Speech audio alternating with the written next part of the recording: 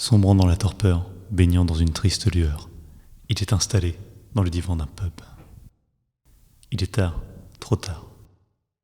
La fatigue et l'alcool n'aident pas à la réflexion.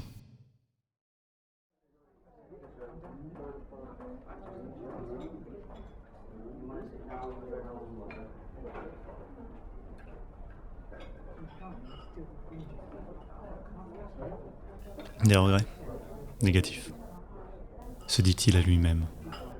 Se remémorant les quelques mois qui viennent de s'écouler à la vitesse où flambe une traînée de poudre à canon, il fait le bilan, l'inventaire de ses aventures.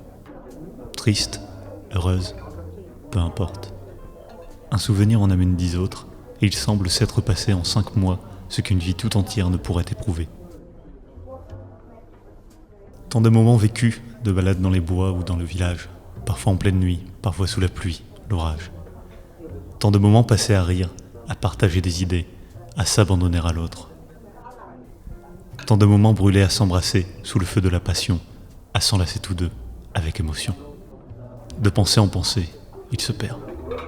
Son esprit, embrumé par le malt fermenté, s'emplit de pensées vives.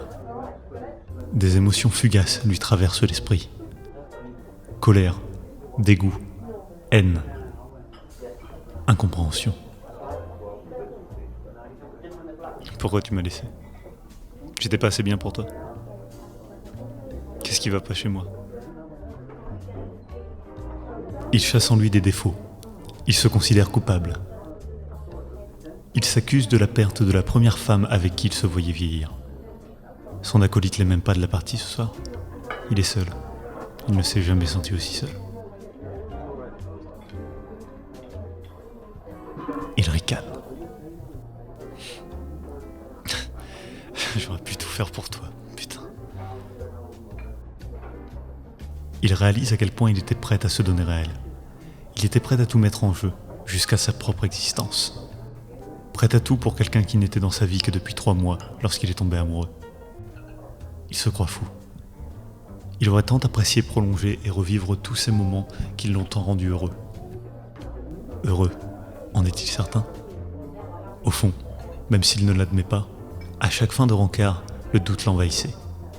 Va-t-elle tomber amoureuse? Ai-je fait quelque chose de mal? En ai-je trop dit?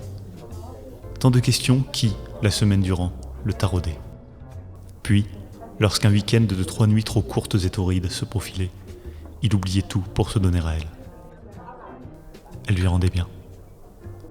Le week-end terminé, il retournait à Paris, rempli de doutes, comptant les jours qui lui restaient à attendre pour retrouver de nouveau la douceur et l'humidité de ses lèvres. Sors de ma tête, bordel. Tout ce que tu mérites, c'est mon indifférence. À chaque fois qu'elle revient le hanter, une volonté impétueuse de l'oublier lui vient. Tu vois comment tu m'as rendu. Tu vois comment tu me fais souffrir. J'espère que tu t'en mords les doigts. Un jeune homme d'habitude tout à fait calme se transforme soudain en monstre, souhaitant du mal à la dernière personne à qui il aurait voulu en faire. La haine alimente la haine.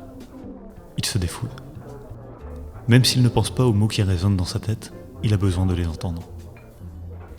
Ses cris de colère lui permettent de masquer ce doux chuchotement en arrière-plan. Chuchotement qui, une fois son ire déversé, le tire tout doucement vers le bas, l'incitant à boire de nouveau, à sauter un repas de plus, à augmenter l'intensité de ses séances de sport. Il peut crier autant qu'il veut. Tôt ou tard, il fatigue, et le chuchotement refait surface. Comme la lune cachée derrière les nuages, il attend. Dès qu'une accalmie arrive, il revient.